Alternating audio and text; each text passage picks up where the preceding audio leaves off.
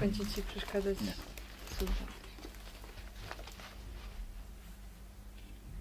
Do I recognize any of you from last night, from the performance? I wasn't there. You weren't there, but or performing in the I'm trying to remember now.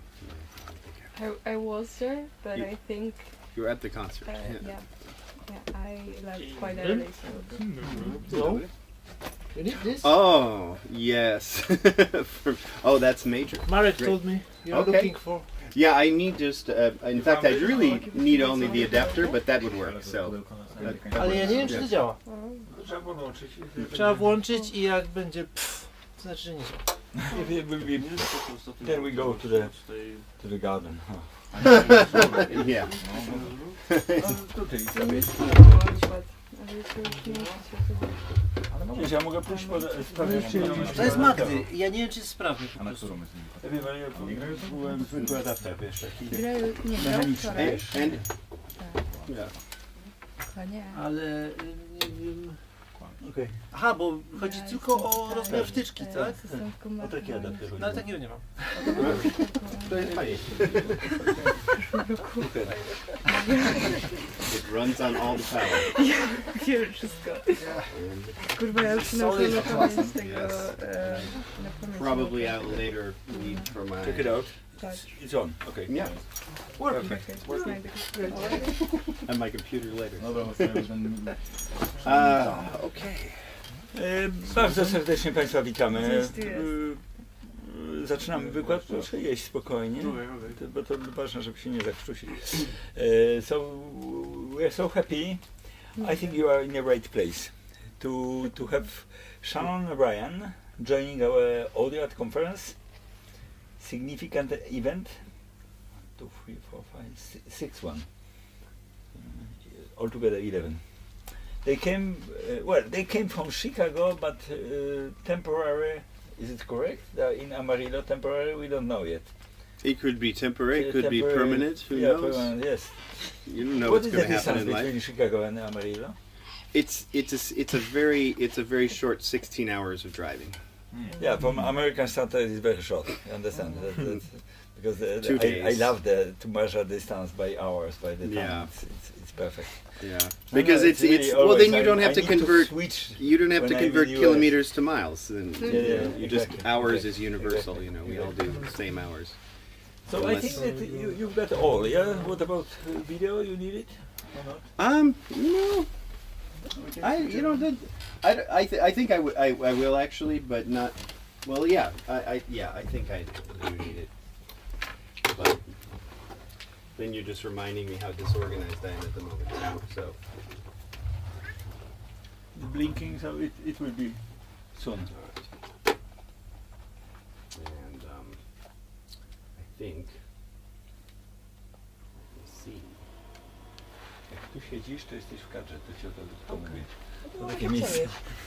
Nie, właśnie ci zwyczajnie to zostało. Okej, dobra, zostawiam. Aha, on tu będzie Kinesthesia. Okay, let's keep it open.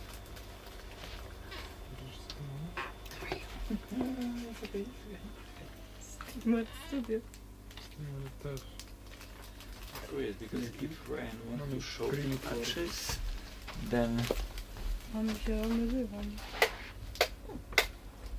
that will be a little bit better.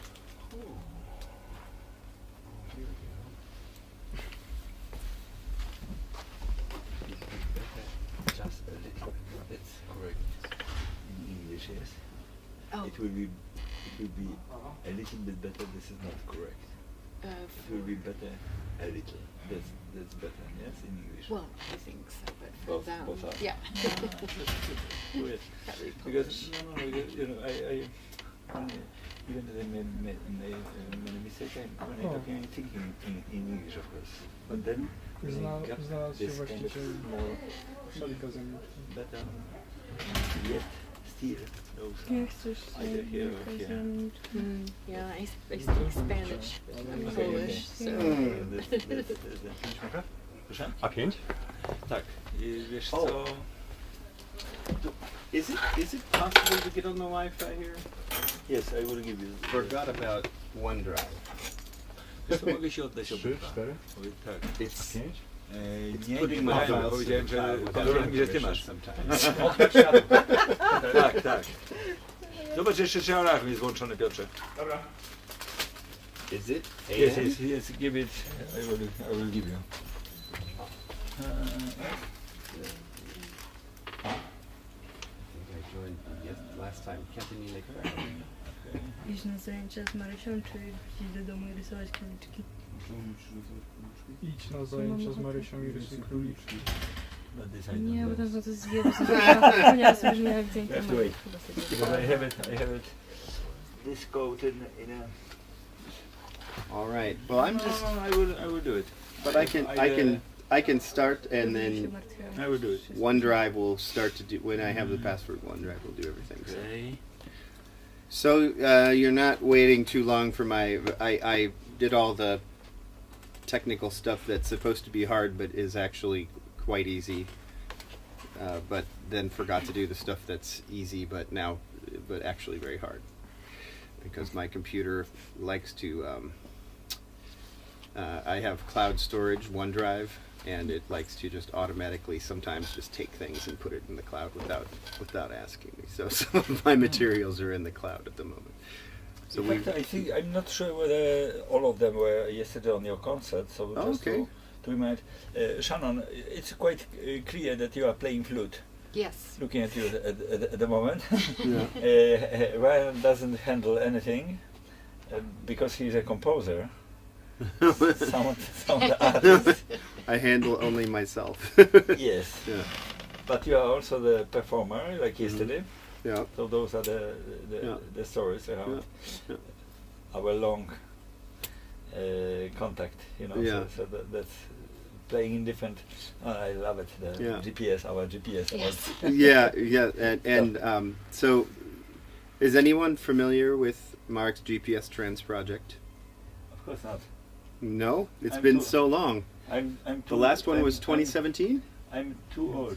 You're too old. The last one was the last one 2017 in Chicago. Yes, that's why. That's Was why. that the last one? Okay, so now 7 years ago. So You have a- you have you're a all line. in You have a high line. school or junior high, whatever it's called here, but this age. So so I've collaborated with Mark for a very long time, but. So yes, we came here and we performed last night on the concert. We performed two pieces in here. One for quadraphonic flute with delays. Just a simple max patch, I guess. I think it's simple, but maybe it's a little complicated. It's the pitch is tracked and separated into 3 different sectors of pitch. So the low, mid, and high registers of the flute, and each of those registers has a different delay on it. So when she's playing a higher note, it's going into one delay, middle notes going into different delay, bottom notes different delay. And each of these delays can be manipulated so there's 13 iterations of each delay, and the pitch and the trajectory of panning can be set separately for each one, and the speed can be set separately for each one. So you get all sorts of different rhythmic counterpoints that start to unfold, and you just change them over time. And then the second piece was a piece where I was just performing, and I'm using the Kinect camera to control just basically 8 looping samples. The first iteration of this we used Max and the Kinect version 1 camera, actually, with Synapse for Kinect, just like you, but I get now I don't have an old enough computer to do this anymore because they finally all died. Yeah. But now I'm using the Kinect 2 camera, using Touch Designer to interpret that, and then TD Ableton to talk to Ableton Live. And this makes, manipulating and creating new sample banks much more easy. So, but in general, what I'm here to talk to you about today is, I guess, the performative aspect of this. So I'm not necessarily here to talk to you about the mechanics of But you can these show patches. also this machinery. Oh yeah, I think I'll that would be definitely quite show. interesting Yes, for I'll the definitely show students. you the machinery behind it, but also, but I mostly want to talk about, performing these instruments. I mean, I assume all of you are working in the studio, creating some kind of interactive, intermediate kind of instruments. Maybe you can talk a little bit about what it is you do. But still, well, some of them are the second year of intermediate. Yeah. So we are still on the beginning of certain aspects, Yeah. And but that's really great. That's why I ask to show a little bit of this machinery, because it's For sure I will. Yeah, yeah. But can I ask you all, like, about is there something you're working on now that is uses some kind of effects processing or? Yes, you should say yes. Tomorrow we will make a performance. Mm-hmm. That's what you should do. Tell me a little bit about what you do. Tell me something. So you did the work. Tell him Yeah. of the truth. The last year I was doing something similar because I had a concept to like connect Kinect to the VST, the parameters of VST of Serum, and like it was really simple, but like with the changing of XY axis to like modulate the warp or like the filter or like the level. With Yeah. Mateusz Świderski? Yeah. Okay. Touch designer. Yeah, so we used Kinect basically to somehow modulate the sounds. So Yeah. That's what we do. Yeah. And what exactly do you remember which like parameters you were adjusting? I don't remember precisely, but maybe you can say what did you use in the serum, because I didn't use the VST for it. I mean, like as I said, like the most basic like low pass filter or like the levels, like, and like warp is like the sine wave is getting like multiplied kind of. Okay. So it's kind of gradually increasing the wavelength, and it's like So was there some sort of sample, like was there some sort of like track you were like controlling the effects for? So something was playing, and then you were kind of using the Kinect to kind of like manipulate some effect. Okay. So when you were doing this, when you were trying to perform it, what did you discover something about, like, how, like, did it seem satisfying right away when you first started playing with it? Did it just feel like, oh my god, this is perfect? I mean, it's hard at the first because like not every effect, not every parameter like changing it will be satisfying or like even noticeable. Yeah. So like and also like if like we are talking about like this XY axis, like if there's like two parameters that are changing, for example, like it also has to be like two of them that like kind of are compatible and they are not excluding each other. Yeah, not canceling each other out when you get one to the. And did you find that automatically, like, did you have to do some work to find, for instance, a range of values that that was effective, and then other values that maybe it's the thing with the even like pitch that like it's kind of no point to like operate on like the highest levels because like it's unpleasant to hear. Yeah. I mean like it's not like that you can't use harsh harsh waves, Yeah. but like it's more secure to operate on the like middles or lows. I think Yeah. this kind of middle range. Yeah. So when you found, but once you kind of figured that all out and found, okay, here's a good range for this. This is what I want it to do. Then, once you had all that perfect, did it seem suddenly like, oh, this is exactly what we wanted to do, or did it continue to take some work once you had all the mechanical parameters exactly right? I mean, I really focus on just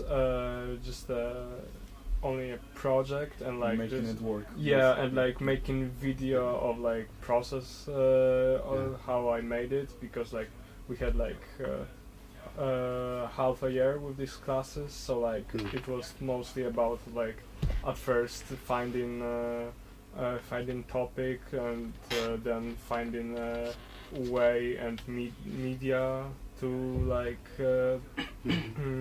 show it and then like make it in the certain program, and most of our most of the students are operating on Touch Designer, which is like kind of it's like Max, but like for visual stuff more. I know Touch Designer.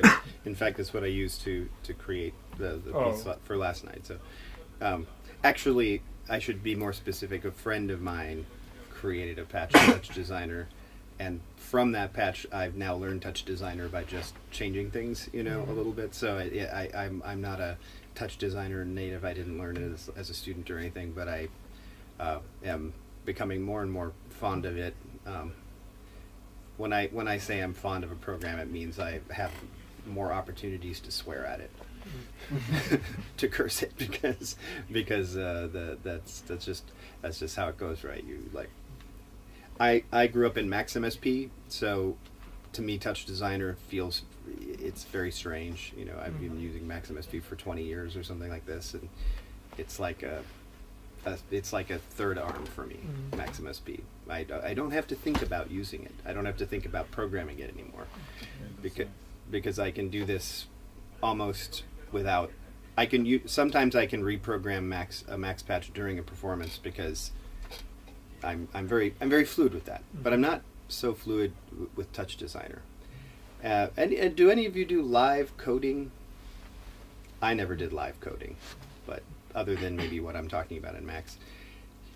So the idea of live coding is you're actually coding, having something a coded, some bit of code that's producing sound, and you're changing parameters in it, or you're, rerouting things on the fly because you're just, really good in coding. Now, I never got that good in coding. I'm more of a, traditional performer, I guess you could say. I was a percussionist, and I played keyboards and bass guitar and all these other instruments. And when you play a regular instrument, I mean, you have years and years of, your teacher's making you do scales, and you're like rolling your eyes, and you don't know why you have to do all these scales or these exercises. But why do we do all those scales and exercises for years and years when we play a traditional instrument, percussion or, piano or whatever? How many of you are music students, and how many are intermediate? We are for music. Your music? Yeah, I'm studying jazz here, so. Oh yeah, I just heard there's a jazz program in the last 10 years. Yeah, it's pretty new, but. Yeah. It's nice.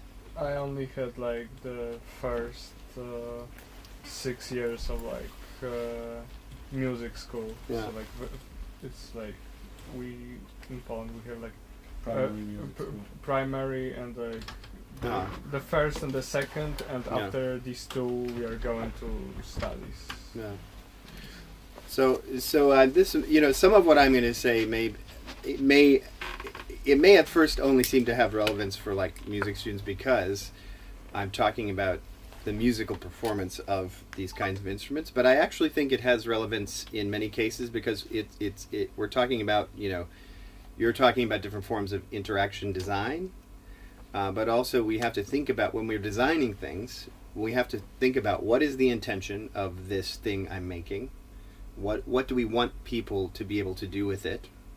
How do I make it more usable? And is there some way I can either build in to the design of it, or I can instruct people, maybe give some instructions on how to use it better. And especially when it comes to things involving sound, when we're musicians, we spend years and years practicing scales and doing etudes to develop a sensibility, like I was talking about with live coding or me with Max, where you don't have to think about it anymore.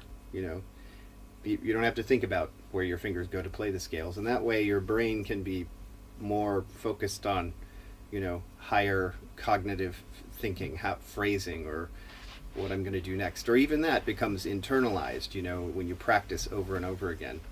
So when a violinist, for instance, notices we're out of tune, they don't think about like, oh, I'm 50 cents flat, so I need to move my finger 3 millimeters higher. There's not a calculation like that going on. It's just you hear and the hand moves because you've been practicing so long, right? So with electronic instruments or with interactive systems, we don't have this this history, this repertoire, and this history of pedagogy that goes back like 1,000 years, like we do with classical instruments. And also, we are making these, instruments over and over again, very rapidly. So it's something I noticed as a composer early on of making this kind of music, is that at first I was just making it for myself, and so when I was programming something, I was building it around my own musical instincts. And so then when I started to work with other people, I would just program the same way based around my musical instincts, and then I'd try to share it with them, and I'd notice a lot of the times they were completely lost or they didn't know what to do. And at first I thought, oh, it's not working. They would complain it's not working technically or this, and I would think maybe I need to change something here. But then I realized I just didn't have the language to teach someone else how to do this, So I basically spent the last maybe 5 or 6 years. I kind of almost stopped making work around 2018 a little bit.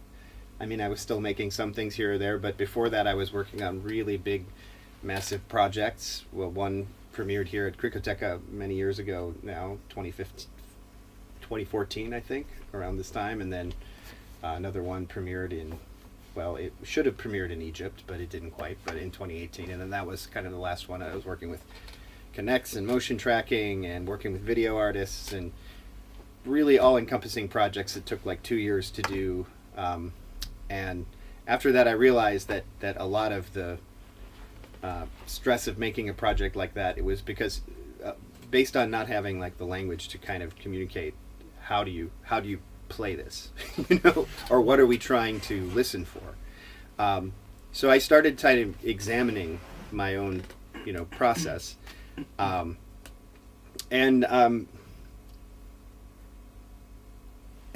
think the first thing I came to the conclusion of was that in order to teach somebody how to play an interactive instrument, you first have to know, and by interactive I don't mean necessarily an instrument where you just I mean, but it can also be just if you have a reverb, for instance, on an instrument, like last night there was a lot of reverb on your flute, and it's not so simple to play it as just to play the notes and then the reverb happens.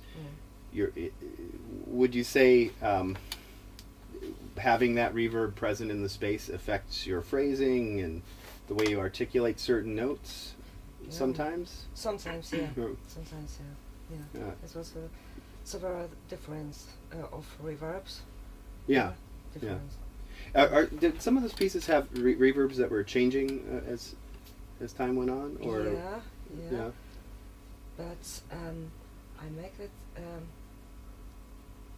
I don't make the electronics. It was from a friend from Seattle. Uh-huh. Yeah. And she was the whole electronics. Yeah. With reverbs, delays, and so on. Yeah. Yeah. Yeah. But different at different points. Different. Yeah. And it changes. It ultimately, every time it changes, it kind of becomes a different instrument, in a way, because there's certain things, certain parts of your register is going to react differently. So you have to find out, like, what are these modes of interaction? What are the points of interaction? If you want somebody to be able to, like, really embody and understand what this is, and especially when it becomes very complex and maybe a little bit abstracted, it's easy for a performer to lose track of, what, like. That's me. It's a delay. It's like a double check.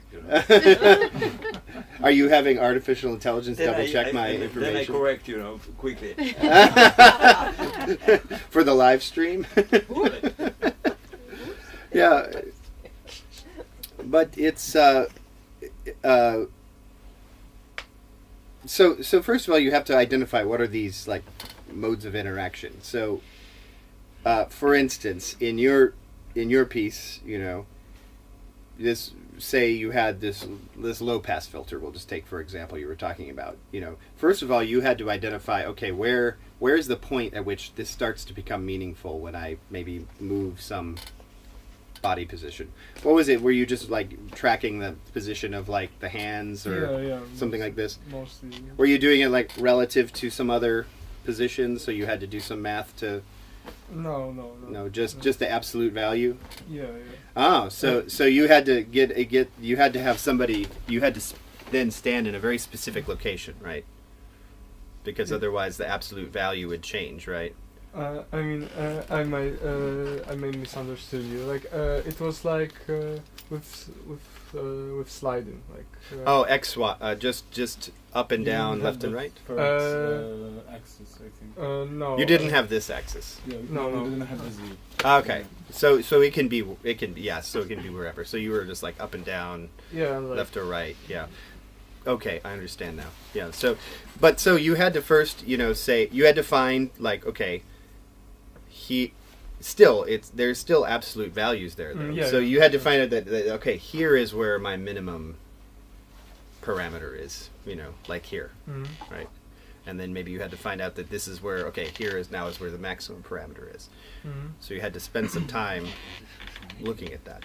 So that now is a mode of interaction, right? Because this is wherever this starts and this ends becomes the playground. This is like the joystick, So you have to not only find where that is, but you have to be able to start to maybe show the musician how to feel where that is.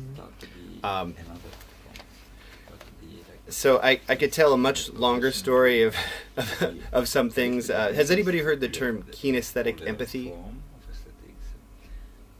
Not really.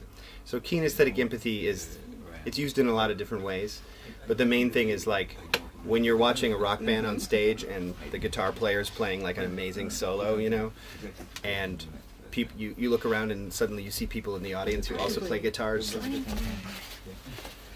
playing the air guitar. This is maybe the most common and obvious example of kinesthetic empathy, where you feel some reaction in your body from the music. They also use it in dance. They call it inner mimicry or vicarious performance. So there's just all these different ways where we kind of, like, feel one another's presence. But with interactive systems, if you're playing an instrument that's like this, and you have another person playing an instrument that's like this on the other side, it takes really having this sense unconscious before you can feel the presence of another person like that. Like, if you've ever played in an ensemble, you felt kinesthetic empathy with other members of the ensemble when everything was like really going great, where you can just close your eyes and you don't need to think about it anymore. You're just right in the pocket. This is a form of kinesthetic empathy. And longer story, in order to develop that, you have to develop this like kind of automatic connection. And that, I developed a term for this, and I don't know if it's very universal, but this is the term I use. I call it auditory kinesthesia. So that's this automatic connection between the auditory and the sensory motor system. And to play the piece I did last night, and I forgot who was there, but I suppose I could show some video of it now. I had to develop auditory kinesthesia because I need to be able to know, instead of thinking too hard about like when I move my hand this way, this sample happens. I need to kind of feel it, which means I need to know exactly when is the sound going to start. I need to know exactly how far I can go. I need to be able to feel, if I want to make a gradual crescendo, how fast can I move, and what way can I move to make the crescendo gradual, even if I want to make that crescendo more quickly, you know. But I still want to make it smooth and not like, you know. So so in a way, I had to teach my body to play it, just like you would play your scales or, you know, do anything else. So I guess that's what I'm here to talk about a little bit. Oh, we've had success here, and that means maybe now get one drive going.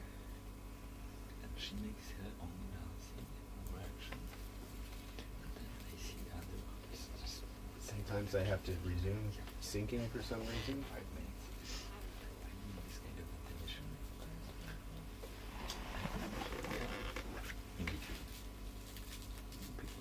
Is anybody familiar with the piece Pré by Kaya Sariaho? Anybody familiar with Kaya Sariaho? Yeah, she died. She died recently, yeah. Yeah, very recently. I know her personally. I met her when she was not famous. Yeah, I met her when she was famous. But yeah. Ice did a beautiful concert of her music in 2000. Camila Hoitenga played pieces from Kaya Zareho, best friend from here. Yeah. So, what about her? Oh well. So wait a second. The exercises. Did it not open? It still didn't open. You mean? What's happening? Oh, you have the line. Yeah, I have it, but sometimes OneDrive is a real jerk. Sometimes I have to just like restart it.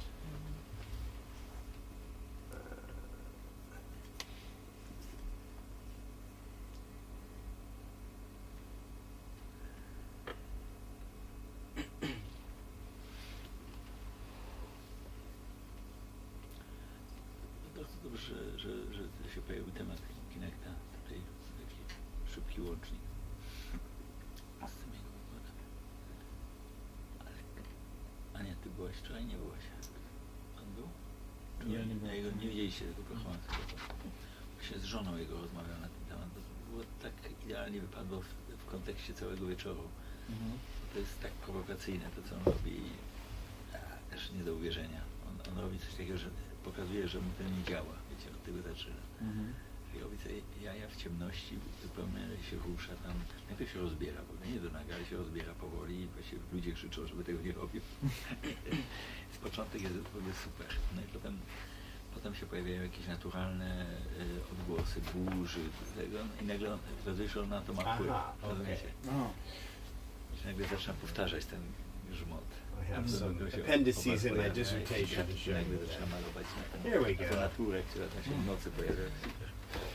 So just some examples. So the Pré is a piece for cello and live electronics, and it's mostly based on this famous eternal delay developed by her husband Jean-Baptiste Barrière.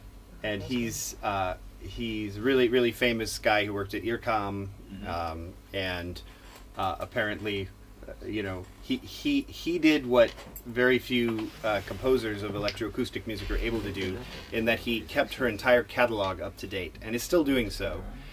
Because, as we know, Macs, keeps updating, and operating systems keep updating, and you have to constantly be regenerating these Macs patches. So he kept this whole thing up to date. You can go to her website, and you can download any of these patches. So if I go to... That's quite interesting. It happens sometimes, especially on the famous people. We don't know, but then after some time, and I can go to her website, and I can feel that it should be given. Go to electronics, All those, and I can look at a list of any of her pieces. So if I just go down to P, we go to Pré. They reorganized this a little bit. That's nice. And then you can download a, Macintosh computer. So it gives you everything you need. A sustain pedal to advance things. But basically, it looks about, where do I download the biggest version? Oh, there we go. Starting from migrations of the old repertoire for instruments, chamber group, even orchestra, with early patches, which are not available anymore longer because the computers are, the system were gone, so we're migrating the older stuff, to the currently developed new system based on pure data. So that was why do I have to do this? That was a great idea to get them back available. Otherwise, you need to find a G3 on Mac, luckily on Cycling Simulator you can download the old version of Mac. So this used to be just a direct download. Now it takes you to a Google folder, and you have to do all this. So I have to check my email. Devices, just them to see that in fact the matter of technology, with a much more older, earlier technology, we could do the piece we know, the recording. Oh, it's Dropbox. There's a development that is so obvious, but then it's very good to... And in fact, I think I already have all this on my computer somewhere. So. What? Yamaha 6, 80s. Oh yeah. Don't make me do the code again. Experiment with it. Okay, we just forget about this. So just trust me, it's very nice. but it's not so important, because basically Pré it's based on oh, look at this, all of this finally did download.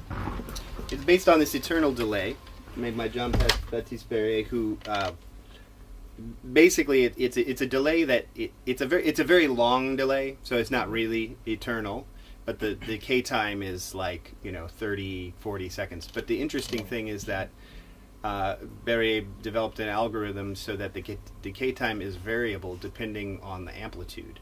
So when you play fortissimo, the decay time goes down to much shorter. So that way, when you're playing phrases that have a lot more articulation in it, it's much less reverb.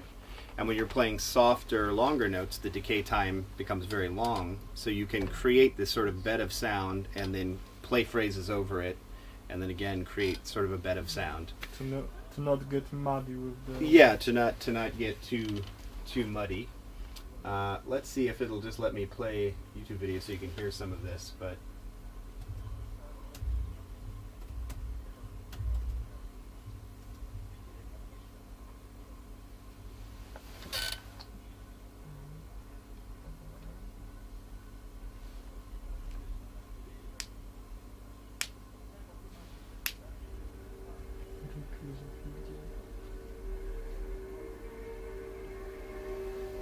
I think it's just playing out of my computer, but this is okay.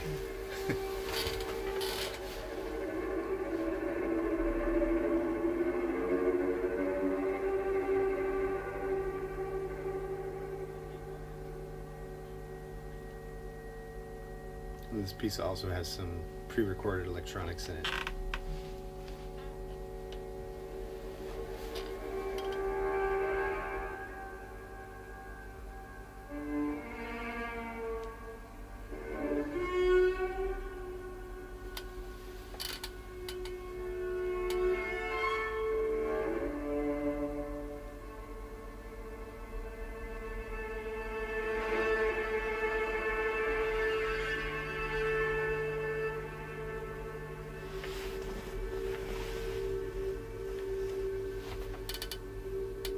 So the issue with these delays, though, is that it takes some time to understand. You know, the cellist could just play the notes, and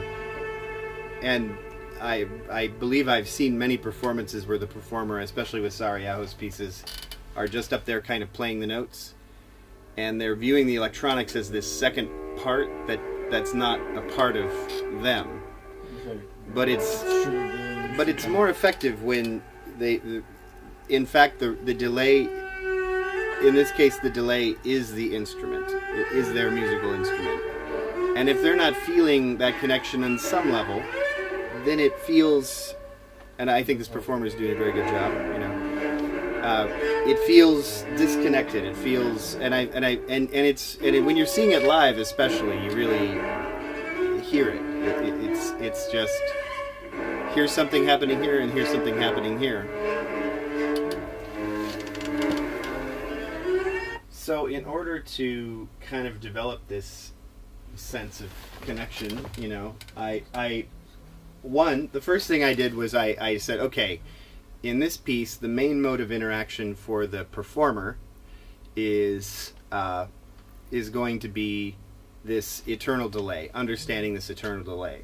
So I had the performer, and I worked with, for my dissertation project, I worked with a very young performer who actually had never played had never played any electroacoustic music, but also was very new to contemporary music whatsoever. And Sarajevo has a lot of very challenging extended techniques, you know. In this piece, there's a lot of techniques where you go from playing sul tasto, and then slowly moving the bow down to like the normal range, and then playing going down to sul ponticello. It's kind of a fluid gesture, and he was very scared about how to do that and make it sound good because it always felt choppy to him, and he was practicing at first without the electronics and just working with his cello instructor, and he was having a very, very hard time. But the thing is that effect is designed to fit into this eternal delay and do something very specific inside the eternal delay. So for instance, if we just bring the effects or the patch to a state where it's just playing the eternal reverb, we can do a lot of things. So first of all, I instructed him to play notes of a consistent length, you know, around 1 second, in the middle of the register of the instrument, to find the quietest note you could play and still make the reverb actually engage, you know, because it's really important. You find where your middle, your lowest, you know,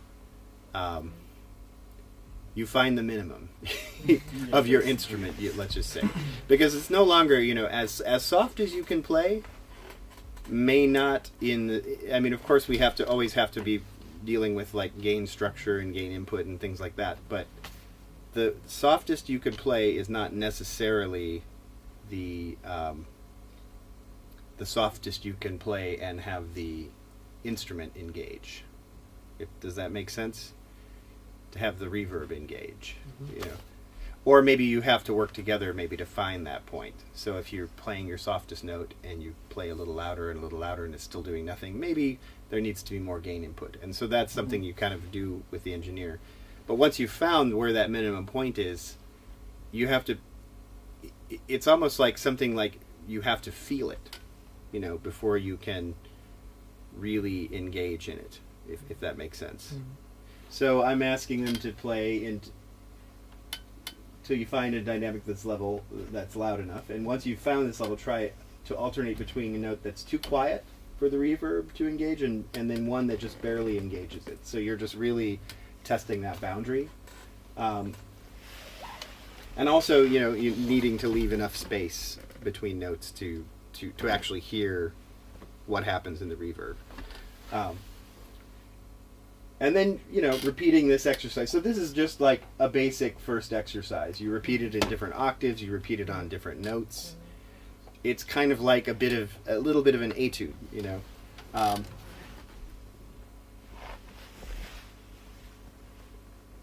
And then the second exercise I gave this student is starting again with the quietest note you can play to engage reverb. Play a note in the middle register for around a second and then pause until the reverb dies out. And then play it a bit louder and play that till the reverb dies out. And you just continue incrementally getting louder, and you pause each time the note dies out until you reach kind of the loudest dynamic.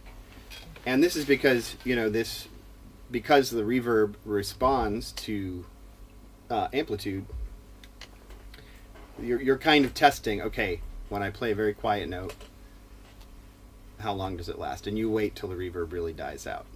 So you kind of begin to develop a sensibility for the relationship, and then a little louder, see how long it takes to die out. A little louder, see how long it takes to die out. Mm-hmm. Because we identified the mode of interaction as being reactive to the amplitude. That means we have to kind of teach the performer to understand that. And then you do it with different bowings, different articulations, to really kind of experience the full palette of what you can do with the piece, right? And then I go into kind of more specific phrases in the piece, like play this phrase, and then just this one phrase, this few measures of it, and then wait until it dies out. Play this phrase again, wait until it dies out. And what I'm trying, I guess, to instill in the performer is, at this point, you have to, each time they play it a little bit differently, the result will be a little bit different, right? Because the result is coming from the performer. It's not just some automatic. It's not a trigger. And it's interesting, when I talk with people watching performances like this, they often, the first thing they ask me is, what triggers this or what triggers that, as if what they're experiencing is the person's playing something and then some sound is being triggered. But it's not really a trigger in this case, is it? It's a fluid response to what they're doing. So it's, and sometimes also the performers, even after they play something a few times, feel like maybe they're triggering some pre-sampled sound that's just playing along with them, right? But in this case, you're really showing them, not just, I mean, you can tell them intellectually that, okay, yeah, I'm triggering that, or this is responding to you. But they begin to actually feel that it is responding to them. And this is, it's interesting because this is an idea that comes from kinesthetic interaction design in general. You're trying to develop like a door that you don't have to put a sign that says push or pull. It just tells you how to open it, because it either has the handle or the thing. So in a lot of ways, the Sarajevo's works, because they respond so fluidly and so perfectly because of the really great programming, it does have some of this. But I have always found that people are a little lost when they first try to do it. And when this young student did these exercises, he not only felt like he was now playing this bigger extended instrument, not just his cello, but he also felt like suddenly these strange extended techniques he was being asked to do made much more sense, because after he had developed this connection, he could see, oh, here's how I can play this, and it doesn't necessarily have to be completely fluid. It doesn't have to sound good when I'm playing it alone in my room. It has to sound good when I'm playing it in this. And those are two very different things, Is this eternal delay is like included with these Max projects that are on her site, or is it? Yeah. You basically, a lot of the older electroacoustic composers sometimes, if they had a score with electronic parts, they would just include a technical manual that just said, we need this kind of delay and we need this kind of thing, and then they would expect the engineer to just build everything. Of course, Max, what that afforded us was the ability to actually create something that had all these built in, so you didn't always have to reinvent the electronic processes.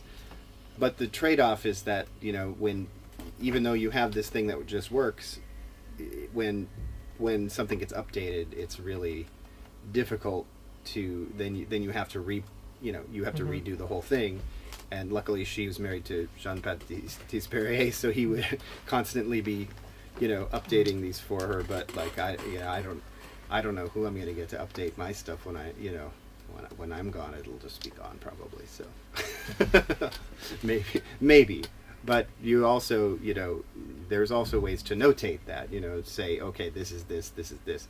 And that's the interesting thing about this is that, you could do these pieces in several different kinds of programs. You probably could do a lot of Kaya Sariaho pieces in Ableton even if you wanted to, if you were a clever enough engineer, And so in a way, having just a patch that just kind of works does a bit of a disservice, because it means that later, once there's no Jean-Baptiste Perrier or anyone else archiving this, but I hope that in some way institutions will find ways to archive these things and keep them alive, kind of like a library. But it's a very big effort, you'd have to make. But once that's done, it's maybe gone. Whereas if you just have some technical description, then it can live on. But the problem is that even then, you don't have what you're supposed to do to perform it. The embodied mode of interaction, that only lives in the body of performers who have performed it. And so I feel like my approach has started to be to kind of try to define what are the modes of interaction of this thing, and document that, and kind of list out what are these modes of interaction. So I'll show you the flute piece. We've actually done a couple of flute pieces together, and one of them is actually in the dissertation, but I'm going to actually talk about the flute piece we did last night with variable delays. It's interesting because there's this piece is actually maybe, you can talk about this a little bit, but it's like you were saying it maybe is a little less. It feels somewhat less interactive than the other piece we did together, because the other piece required her to manipulate some pedals to change the amount of an effect and the speed of a audio enveloper kind of thing that turns the notes on and off, basically creating kind of a beeping and she would control both the volume of that and the speed of it at the same time to bring it in certain moments. So which is no easy feat, because you're constantly playing and have a part for each foot at the same time. Did you get what she did there? No easy feat.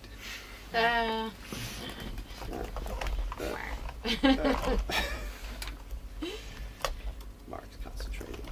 He'd be laughing. Well, but so that's that piece, and that's what I kind of created some exercises for. Mm-hmm. For this newer piece, I created some maybe less formal exercises. Let me see if I can just open the Max Patch. So here's the Max Patch. I actually haven't updated it too much. Most of my Max Patches, I've updated them to be a little bit more user-friendly, but this looks like a little bit more one of my early 2000s Max Patches. You've got your presets over here, and in the score, and maybe I have that. The one from last night? Yeah, I think I have a copy. It's really just some presets. Yeah. Pass this around. It's really just the notes, and there's some preset numbers on top of it, and that's all you see. There's no notations of what's supposed to happen, mostly because I just, I like to let the performer experience what's supposed to happen, and that's where these exercises come in. So instead of drawing little pictures or maybe having ossia measures, where you show what the delays are doing, I choose to instead just say, give an instruction to play around in each of the things to experience what happens, and that way you're encouraged to just make the connection with your ear rather than your eye going too much into the page. So and you also notice there's in this piece not a lot of dynamics, not a lot of crescendos, decrescendos. There are some, but I tend to try to a lot of the dynamics in these pieces with delays are terraced dynamics. So there are two musicians which know the score, Joanna and the gentleman. Pan jest na czym? Na jazzie. Na jazzie, no widzę. I think I have a second. This might not be a full copy. Ale to jest jedyna okazja, żeby się nauczyć nut szybko. Nie, prawda jest taka, że do czytania nut nie trzeba być muzykiem. Do grania na instrumencie z nut już jest trudniej. A generalnie to tak, to niewiele nawet muzyków o tym wie. So those numbers are just different książka, presets. z lewej strony na prawo. So those numbers. Explain that you can read score even if you are not musician. Yeah. From left to the right. Yeah. When you listen, you can learn quite quickly. Yeah. So I think so. For choreography, it's a very important message. Yeah. So the numbers correspond to just the numbers I'm putting in here, and you can see right here, and when I have 1, all the inputs for low, mid, high are at 0, and then when I put in 2, just the high register turns on, and so on and so forth. 3 is just the low, 2 is just the mid, and then 5 is low, mid, high, and then I think for almost the rest of the piece I have all of them on. Just in the beginning we were trying to just establish just like the connection between the flute, and so it makes it more clear when you just have one note happen. So in the beginning you can see there's the A, if anybody can read the notes. The A in section 2, the high A. That's the only note that you'll hear. And then notes that high A or above, you'll hear it. So the first phrase has, just an A, and then the second phrase has the A again, and then an E above that, and then E and F, I think, something like that. So it kind of creates some kind of build.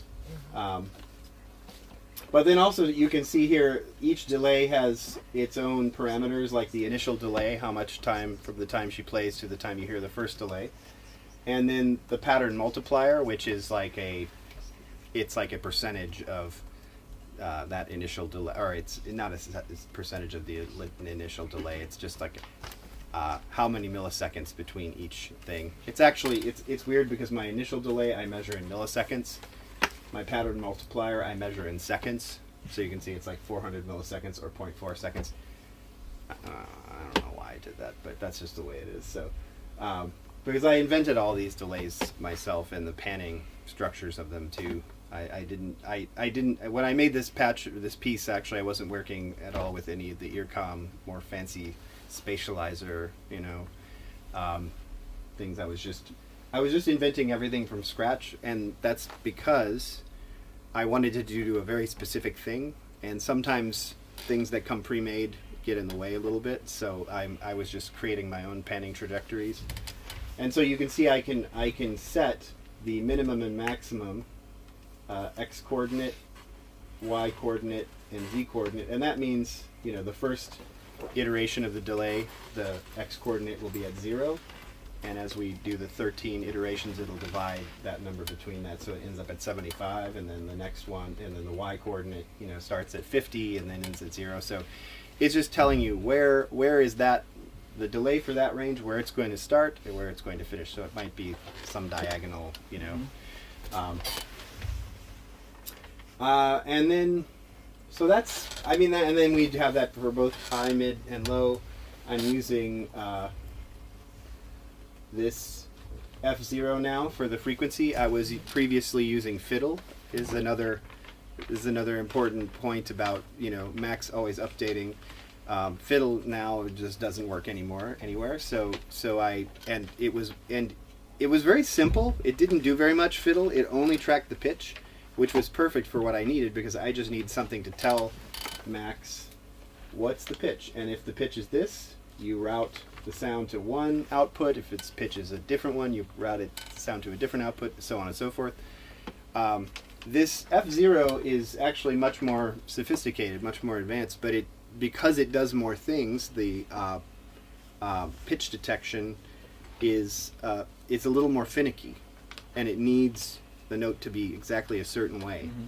So we had to spend some time, working with that to make each note that's supposed to speak kind of speak.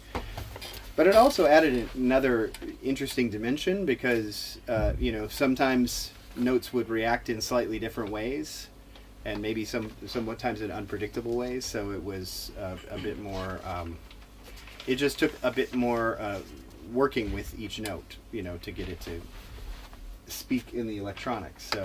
So she's dealing with both making the notes speak on the flute, but also making the notes speak in the electronics, which to me actually adds some interesting tension, to the piece. Not that this particular piece with these kind of leaps that are played in the flute needs much more tension, but which she's did a fabulous job just getting this piece. And of course, a piece like this where you're separating the delays, if you want to create sort of like one kind of harmony in the high register, maybe a different kind of harmony in the mid register, and different kind of harmony in the low register, it also creates these very strange patterns, for when you're going up and down the scales. Instead of a scale being linear, like going up and down, you're playing one note of each scale, alternating, going up and down the register when you're leaping like this. So it's like a game of 3D chess structurally in several different ways. So yeah, this is the mechanics of it. It's just separating the frequency and routing it to different delays for those frequencies, and then the delays themselves. This is a much more complicated mess, but I have a 8.2 channel pattern, which is really just two 4-channel panners, but then I'm also panning between the two 4-channel patterns for up and down. This piece is actually designed ultimately for an 8-channel cube configuration. Do you know what that is? Like four channels high and 4 channels low, and plus subwoofer. So for last night, we were just doing a 4-channel version of it, and then routing it to the 8 channels surround. I think you had the same configuration, right? Yeah. Mostly quadraphonic. Yeah. So yeah, that's the sort of the mechanics of it. The lucky thing for you is many people have already created things like this, so you don't have to invent them from scratch. But let me see. Oh, that's the patch. So maybe if we can demonstrate something, I'll just I'll start with patch number 2. We'll do it professional. And by the way, usually this is so primitive that I forgot I didn't even put a spacebar advancer. Usually I have just some way to advance to the next section by a spacebar, so I don't have to type in the numbers, but I was like, oh, I forgot to do that, and then this whole trip I kept forgetting. But it's okay for me. So what do you... So let's just play, so if you want to play like some notes below that high A first, and I'll just put, and also note with the flute, the high notes speak out just like really nicely and easily, but the low notes kind of sometimes they kind of only come out the lower end of the instrument a little bit. So I've noticed that getting the mic close to the low end helps with the low notes. But so play just some notes just below that high A.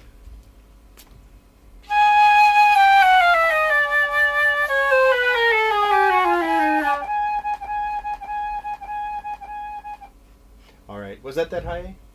That was A flat. Oh, that was the A flat. Yeah, that's right. So let's, so that A flat actually is right around where that break actually happens, but the first note that in the score that stimulates it is the A. So now play the A in a few different ways. Like play it really soft first.